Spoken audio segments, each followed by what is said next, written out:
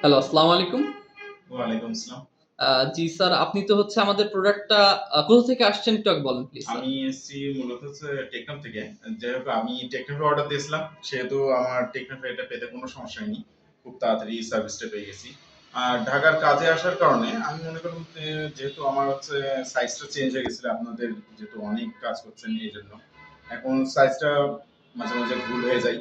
এজন্য সাইজটা চেঞ্জ করে নেওয়ার জন্য আমি আপনাদের অফিসে এসেছি। সাথে, সাথে আমি সেটা চেঞ্জ করে এক্সচেঞ্জ করে আমি আমার পছন্দের সাইজটা পেয়ে গেছি।